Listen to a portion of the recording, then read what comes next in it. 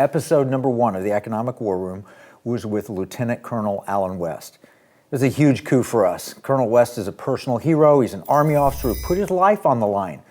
He also put his life on the line going into Congress as a public servant in Congress. And he's the former chairman of the Republican Party of Texas. He's a patriot. And welcome back, Colonel West. Well, thanks. I mean, I think we're on episode 230, so it took me a while to get back. But yeah, you've been a few times. You were right before COVID, and we're glad to have you back. Absolutely, my pleasure. We're hoping for a SITREP. We're wanting to talk about the enemies of liberty, which I list down here: CCP, Chinese Communist Party, deep state, woke globalists, jihadis. Who are we facing? Who's our battle with? Well, it's interesting because when you take that oath to the Constitution to support and defend it, it's against all enemies, foreign and domestic. So let's look at those external enemies, the foreign enemies. Without a doubt, the number one geopolitical foe that we have is China, and downstream from them you have, I call it the new axis of evil, being it Russia, Iran, North Korea, and we still have to be concerned about Islamic jihadism, especially when you have a wide open porous border like we have, when you've got 1 million people that have come across that border, quote unquote gotaways, and you have no understanding who or where they are. So without a doubt, those are the external threats that we face. But I think really the most disconcerting thing are the domestic threats that we face to liberty, and it emanates out of Washington, D.C. Who would have ever thought that you would have an administration that would abdicate its constitutional duties and responsibilities to, number one, protect our national sovereignty, to number two, undermine our energy independence, to number three, target American citizens, declaring that parents who want to see their kids educated and not indoctrinated as in domestic terrorists and going after them, pro-life advocates and pro-life centers being attacked, and arson and other means of violence enacted against us. So we have incredible amount of threats that no one would have ever thought. And you look at the number one law enforcement agency at the federal government level, it has now become a weapon of this administration. Totally politicized. Yeah, totally politicized. And so, during the Obama administration, there was the weaponizing of the IRS, but now we have an IRS that they want to have 87,000 more agents, and they want to have them armed. So we really do have the foreign and domestic enemies that we have to be dealing with. And sadly, they work together in some ways. I mean, you mentioned Iran, and the Biden administration wants to put back the deal with Iran. Yes. And then you mentioned the open borders. I mean, seriously, if you're a jihadi, it's Christmas. I guess you don't celebrate Christmas as a jihadi, but it is Christmas. Well, you can walk across. Absolutely right. And so when you look at the debacle that you had in Afghanistan, where all of a sudden you enabled the Taliban to come back into power, and they release all of those folks that were in prison, well, guess what? They want some payback.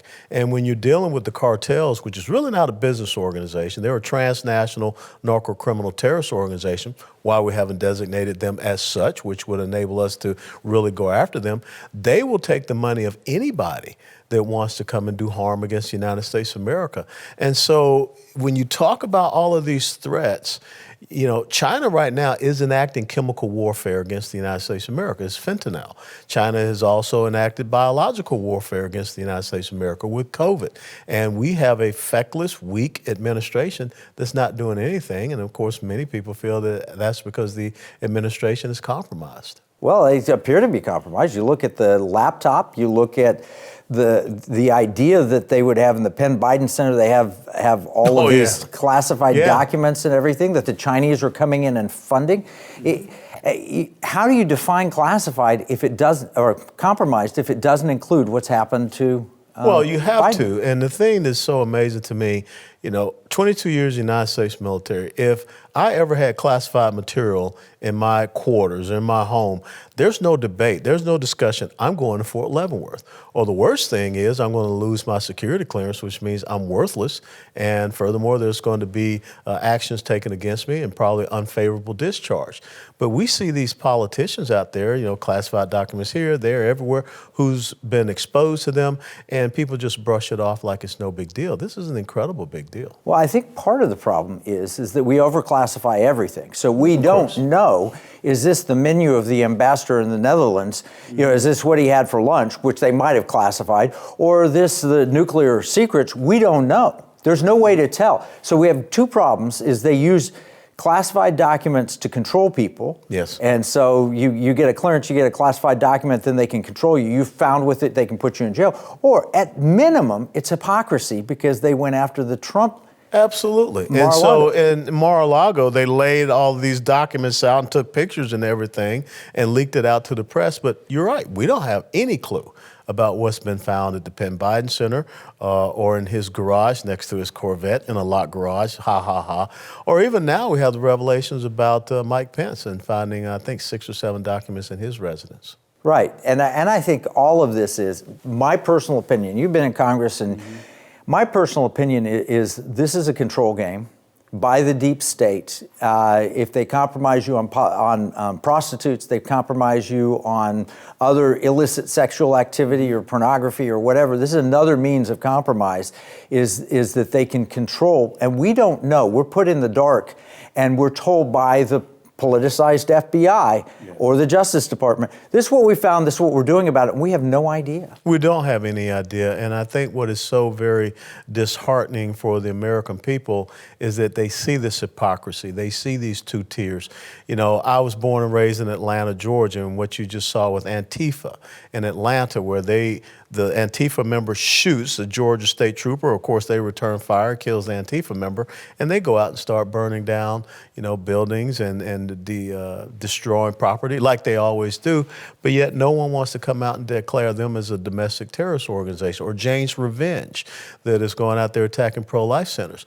But, oh, by the way, if you're someone that wants to talk about liberty and freedom, we're going to conduct a raid on your home. If you're a pro-life activist, we're going to, you know, charge you with being outside of a Planned Parenthood clinic, and you're going to face years in jail.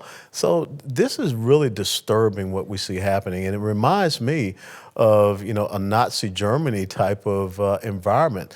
You know, the SA out there threatening and intimidating people, a government that is going after you. And on top of that, you got the ATF coming out with this rule and that rule, trying to disarm Americans and turn, you know, 30, 40 million people into felons overnight. Yeah, there's no question. And what it does is it disheartens patriots. And when you dishearten patriots, all you do is benefit communist China and the enemies outside the United States. We're going to need to take a break. When we come back, let's talk about some of the action steps. What are we doing to combat this?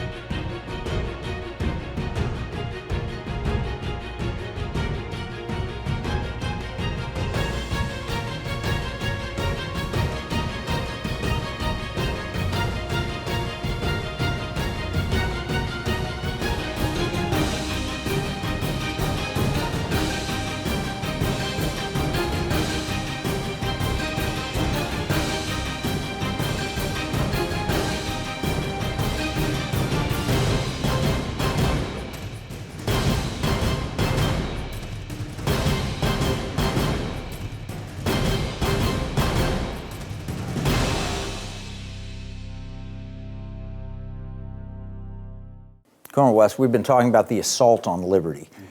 But patriots aren't lying down. No. They're standing up. Tell us some of the things that see that are happening that fight back for liberty. Well, I see an incredible awakening of the people. They're being better informed, better educated, better activated.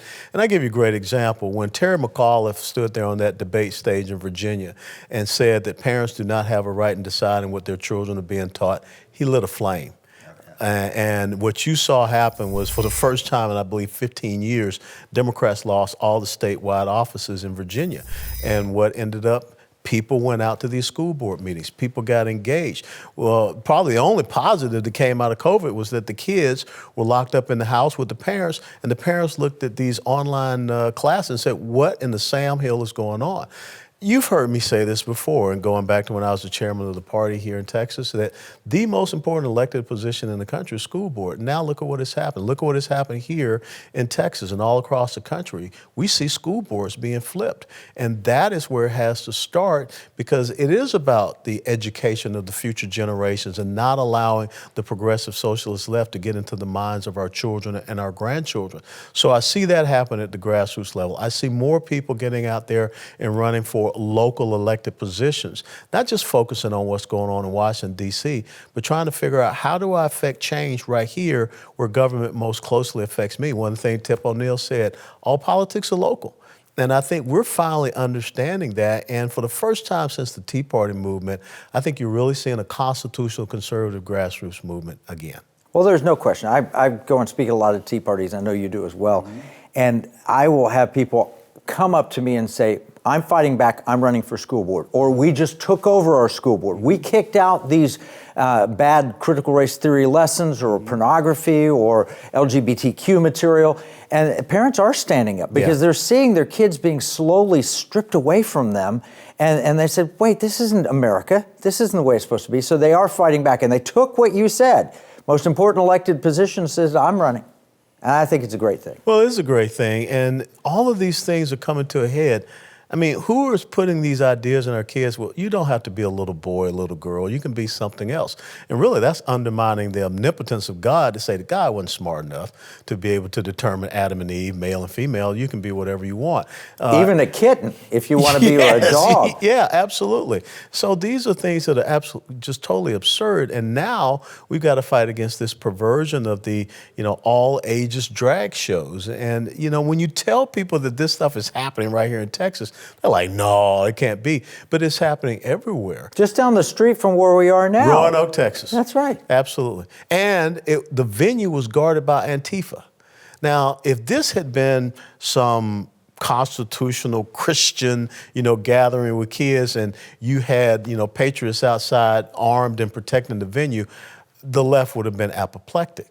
And so again, it's this hypocrisy, and it's almost as if there's a Politburo that is forming here in the United States of America, some type of secret committee that are making rules for everybody else, but not for them. And I think that is part of the awakening that people are seeing. Yeah, well, that's the thesis from my book, According to Plan, is the elites want to control everything. And whether the Communist Party elites in China or the Communist Party elites here that claim to be Democrats. Yes. They want to be in absolute total control. You can't even use a natural gas stove in your house.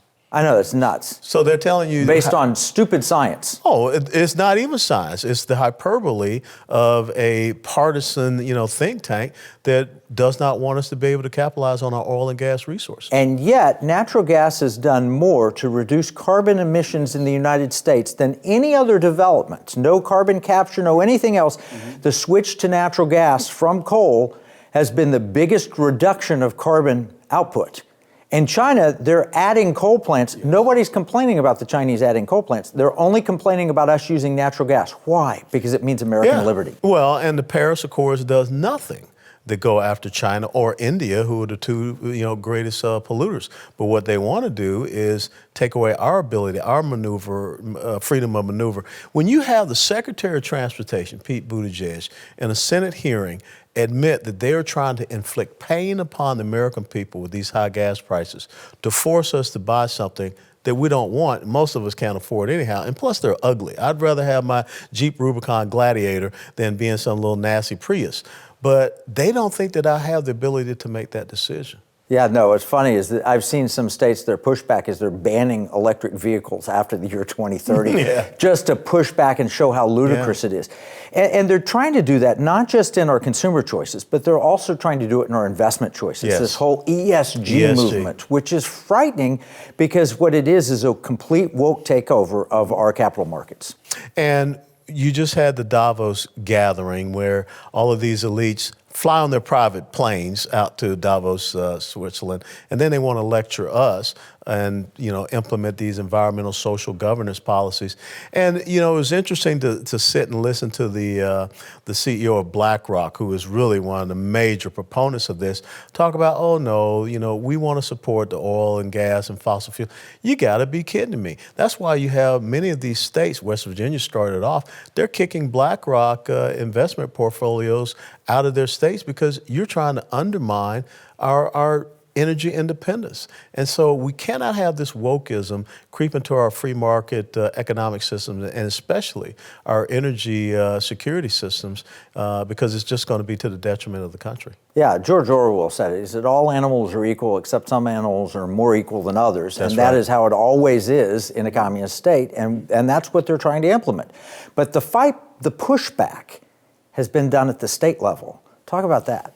Well, I think that's the critical thing, because if you go back and look at the founding documents, free and independent states created the United States of America. It's not the other way around. So we've got to get back to that. And then, of course, when you look at the Constitution, Article 1, Section 8, there's 17 things, jurisdictions and purviews of the federal government. And the 10th Amendment says all the powers not specifically delegated to the federal government are reserved to the states and to the people. And that's why you got to have strong leaders at the state level. We should not have people pouring across the borders here into the United States of America. Strong governors should stand up and say, I have the constitutional duty when you fail to do and abdicate what the Constitution said. So this is where we make the stand, and this is where we have the fight, and we restore that understanding and sense of federalism.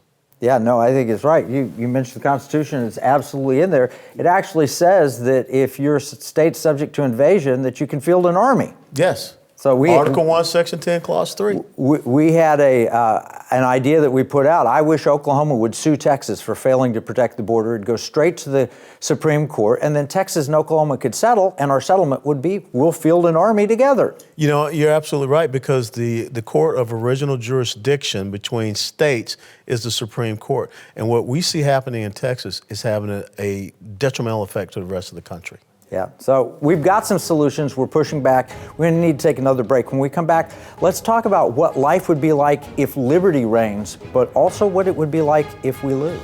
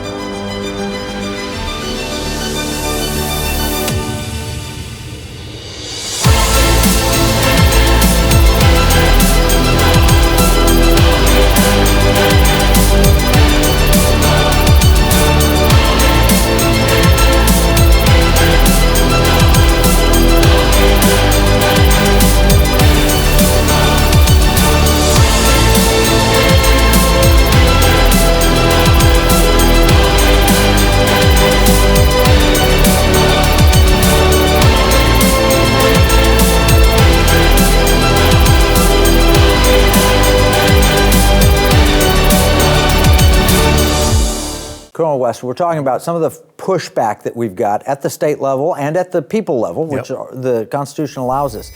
But what happens if we fail? What's the world like without a liberty-loving America? Well, I remember back in 1985, I was a young lieutenant stationed over in Italy, and we were doing training up in West Berlin. And one day we got the chance to put on our full green uniform, spit shine jump boots, and our maroon beret, and we went through Checkpoint Charlie. And I was 24 years of age at the time. And when I came out on the other side of Checkpoint Charlie in East Berlin, I saw what the world looks like in darkness and gray, and when you don't have liberty, you don't have freedom, you don't have individual rights. I saw the despondency and depression and dejection on the faces of the people.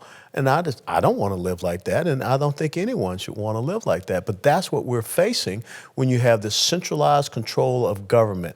And that is what Marxism, communism, statism, socialism, progressivism is all about, centralized control. You cannot make any decisions for yourself. And that is what we could lose. This grand experiment in individual self-governance could be lost for future generations, and the light thereof. America is a lighthouse that is shining there for the ships that are in distress. That's why people come to these shores. We want them to come legally and not illegally, but if that light goes out, then the whole world goes into a dark age.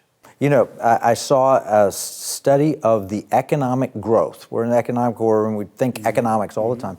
Economic growth from the time of Christ until 1820, when America was established enough as a country to make an impact on the world.